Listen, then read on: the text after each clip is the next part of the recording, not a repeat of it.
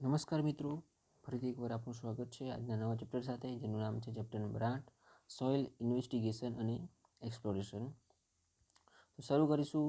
Introduction સમજીએ કે જે સ્થળે બાંધકામ કરવાનું છે તે સ્થળની જમીન પરની અને જમીન સપાટી નીચેની સ્થિતિ અંગેની માહિતી એકઠી કરવાની પ્રક્રિયાને સોઇલની તપાસણી એટલે કે સોઇલ ઇન્વેસ્ટિગેશન કહેવાશે. સાઇટ ઇન્વેસ્ટિગેશન કહેવાશે. શું કહે છે તો ફરીથી સમજીએ કે જે સ્થળે આપણે બાંધકામ કરવાનું છે તે જે સ્થળની જમીન પરની અને જમીન સપાટી બરાબર નીચેની સ્થિતિ અંગેની માહિતી આપણે એકઠી કરવાની પ્રક્રિયાને સાઇટ તપાસણી એટલે કે સાઇટ ઇન્વેસ્ટિગેશન કહે છે.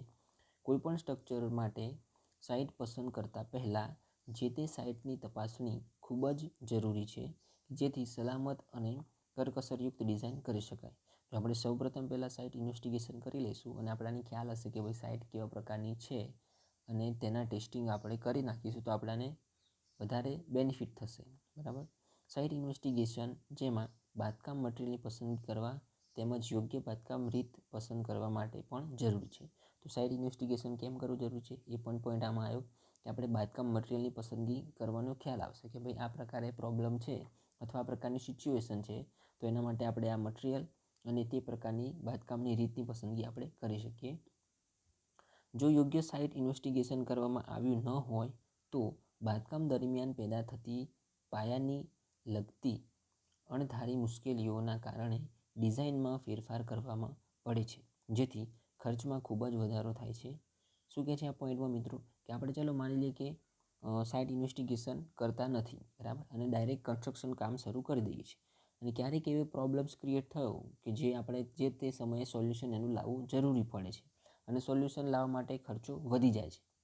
ઓકે, તો એ મુશ્કેલી બધી સર્જાય નહીં એના માટે આપણે અગાઉથી બરાબર પહેલેથી ચેકિંગ કરી રાખ્યું હોય તો આપણે આ સોલ્યુશન બરાબર અથવા એક્સ્ટ્રા કોઈ ખર્ચ કરવાની જરૂર પડે નહીં.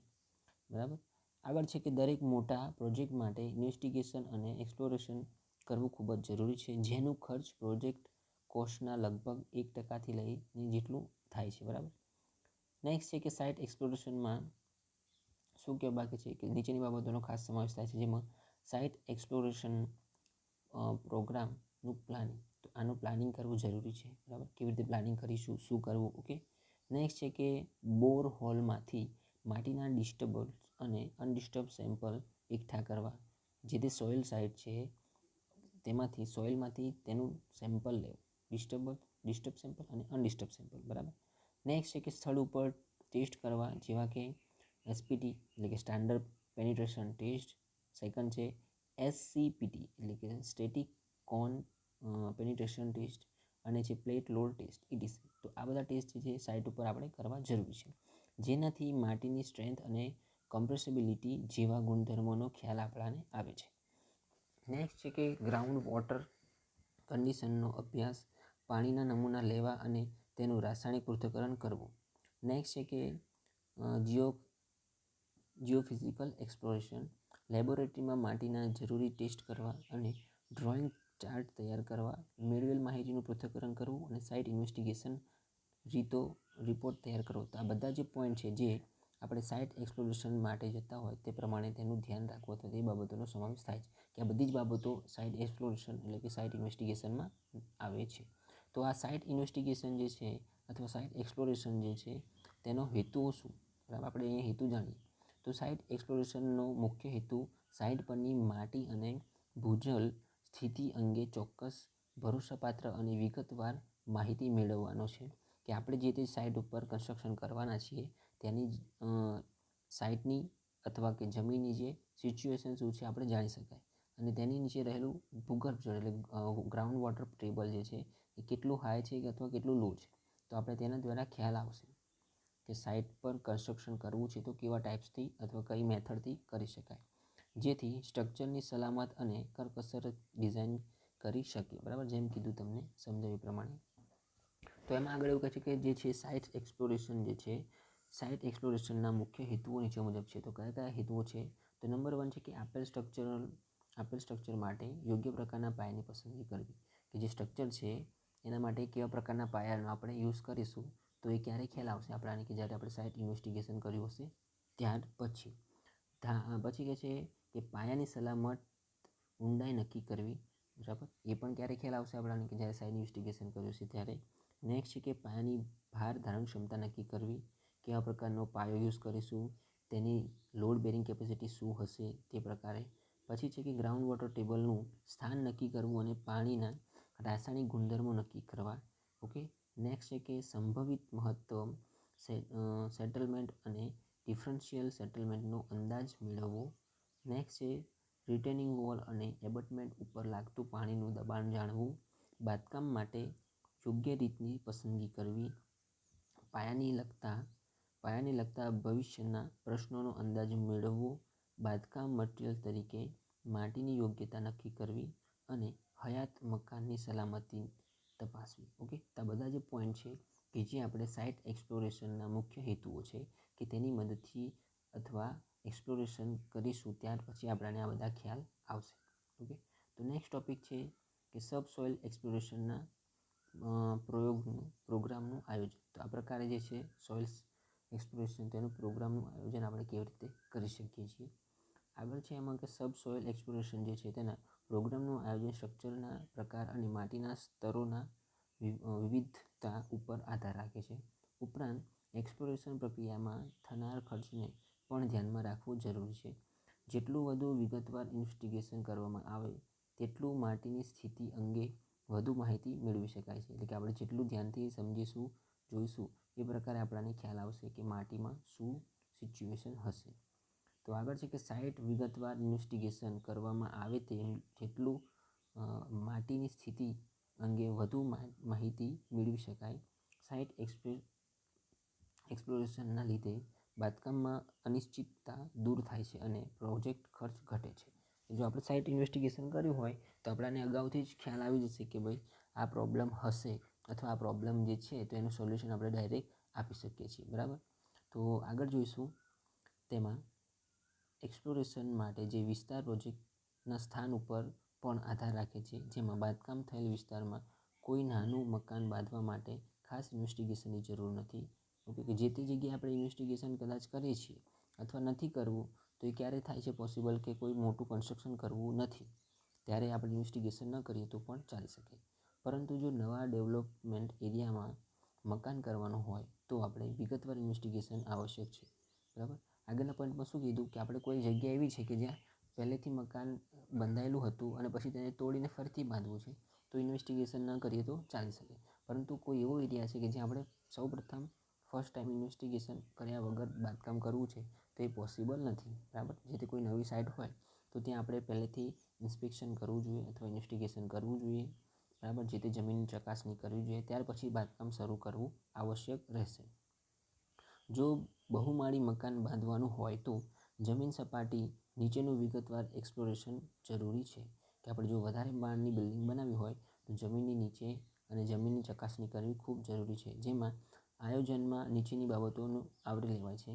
જે તે એરિયાનો સાઇટ પ્લાન જોઈશે, નવા બાંધકામનો લેઆઉટ પ્લાન પ્લસ કોલમના સ્થાન અને અંદાજિત ભાર, પછી છે કે બોરહોલના સ્થાન અને અન્ય ફિલ્ડ ટેસ્ટના સ્થાન વગેરે. આ બધી છે કે બાબતો જે આવરી લેવામાં આવશે કે જ્યાં નવું, બરાબર, નવી જમીન ઉપર બાંધકામ કરવાનું છે ત્યાં. તેમાં આગળ છે સબસોઇલ એક્સપ્લોરેશન પ્રોગ્રામમાં પ્લાનિંગમાં બે બાબતોની મહત્ત્વ છે. કઈ તો નંબર 1 છે કે ડેપ્થ ઓફ એક્સપ્લોરેશન અને બીજું છે કે લેટરલ એક્સટેન્સ ઓફ એક્સપ્લોરેશન. તો પહેલું જોઈશું ડેપ્થ ઓફ એક્સપ્લોરેશન. તો કોઈ પણ સ્થળે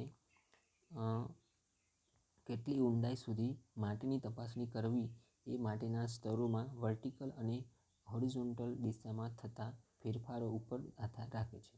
તો આપણે ડેપ્થ ઓફ એક્સપ્લોરેશન જાણીશું તો એમાં શું કરવું જરૂર છે કે વર્ટિકલ અને હોરિઝોન્ટલ તો એ જે છે બંને ડાયરેક્શન તેમાં માટી શું સિચ્યુએશન છે એ જાણવામાં આવે છે. કે જે IS 1892 1978 પ્રમાણે code of particles for subsurface investigation for foundation કે જેની મદદથી આપણે ત્યાં સમજી શકીએ છીએ કે તે મુજબ માટીની તપાસણીની ઊંડાઈ નીચેની બાબતો ઉપર આધાર રાખે છે. કે આપણે જ્યાં સમજ્યા, બરાબર, તેમાં કહેવા માગે છે કે સ્ટ્રક્ચરનો પ્રકાર શું હશે, પછી છે કે લોડની તીવ્રતા, લોડેડ એરિયાનો આકાર, સોઇલ પ્રોફાઇલ, માટીના ભૌતિક ગુણધર્મો વગેરે. તો આ બધી બાબતો જે છે તે સોઇલની તપાસ કર્યા પછી જ આપણને ખ્યાલ આવશે. માટીની તપાસ ઓછામાં ઓછી સિગ્નિફિકન્ટ ડેપ્થ સુધી તો કરવી જ જોઈએ કે જે ઊંડાઈ સુધી સુપરપિયમ પોસ્ટ લોડના કારણે સ્ટ્રેચમાં થતો વધારો, બરાબર, કે માટીમાં સારા પ્રમાણમાં સેટલમેન્ટ અને શિયર સ્ટ્રેસ પેદા થાય છે અથવા પેદા કરે છે. તે ઊંડાઈએ સિગ્નિફિકન્ટ ડેપ્થ કહે છે. જે ઊંડાઈએ વર્ટિકલ સ્ટ્રેસ લોડની તીવ્રતાના 20% જેટલી હોય તે ઊંડાઈને સામાન્ય રીતે સિગ્નિફિકન્ટ ડેપ્થ પણ કહે છે અથવા તે તરીકે લેવામાં આવે છે. નેક્સ્ટ છે કે આ જે રીત છે અથવા આ જે નિયમ પ્રમાણે સિગ્નિફિકન્ટ ડેપ્થની નીચે મુજબ લઈ શકાય, જે આકૃતિમાં તમને દર્શાવ્યું છે, બરાબર. For square footing, for strip footing, જ્યાં બી છે એ ફૂટિંગની પહોળાઈ છે, ઓકે, 1.5 અને 3.5 બી, સોરી. પરંતુ જો ફૂટિંગ એકદમ નજીક લેવામાં આવે અથવા આવેલા હોય તો તેમના સ્ટ્રેસ ઝોન ઓવરલેપ થાય છે અને એના માટે આખો વિસ્તાર સામાન્ય, બરાબર, રાફ્ટ ફાઉન્ડેશન તરીકે વર્તે છે. આવા કિસ્સામાં બોરિંગની ઊંડાઈ 1.5 બી જેટલી રાખવી જોઈએ અને જ્યાં બી બરાબર સમગ્ર લોડ એરિયાની પહોળાઈ થશે. આગળ છે રાફ્ટ ફાઉન્ડેશન માટે, તો બોરહોલની ઊંડાઈ 1.5 મીટર 1.5 બી રાખવી, જ્યાં બી બરાબર રાફ્ટની પહોળાઈ છે.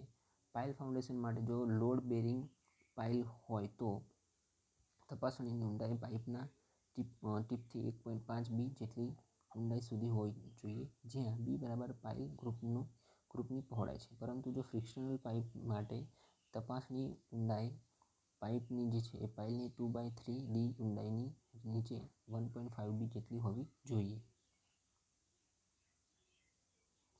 આગળ છે કે જ્યાં ડી બરાબર ડેપ્થ ઓફ પાઇલ અને બી બરાબર વિડ્થ ઓફ પાઇલ ગ્રાઉન્ડ થશે, જે આપણે અહીંયા આકૃતિમાં જોઈ શકીએ છીએ, બરાબર.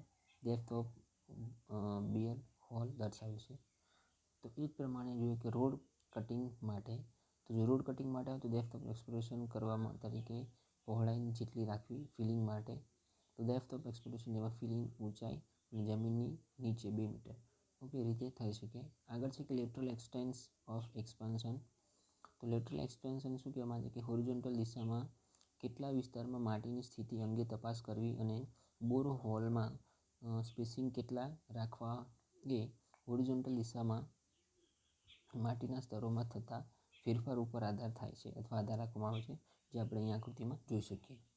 તો નાના અને ઓછા અગત્યના બિલ્ડિંગ માટે સાઇટની વચ્ચે એક બોર હોલ અથવા ટ્રાયલ પીટ પૂરતો છે, કે જો આપણે તમે જોઈ શકો આ સાઇટ હોય તો ત્યાં સેન્ટરમાં અને ચારે બાજુ, બરાબર, સોઇલ કરી ટેસ્ટિંગ કરવામાં આવે છે. પરંતુ સામાન્ય એ પ્રમાણે અગત્યના બિલ્ડિંગ માટે 400 મીટર સ્ક્વેરથી વધુ વિસ્તારવાળા બિલ્ડિંગ માટે 4 ખૂણે એક બોરહોલ કરવામાં આવે છે, જે આપણે અહીં ઉપર જોઈ શકીએ. જો મોટા બહુમાળી મકાન માટે દરેક ખૂણા ઉપર તથા અગત્યના સ્થાન પર બોરહોલ કરવા જરૂરી છે, જે આપણે અહીંયા જોઈ શકીએ. બોરહોલનું સ્પેસિંગ સામાન્ય રીતે 10થી લઈને 30 મીટર જેટલું રાખવામાં આવે છે, બરાબર, કે એ બંને વચ્ચેની જગ્યા કેટલી 10 મીટરથી લઈને 30 મીટર જેટલી જગ્યા રાખીએ અને ત્યાં બોરિંગ કરવામાં આવે છે.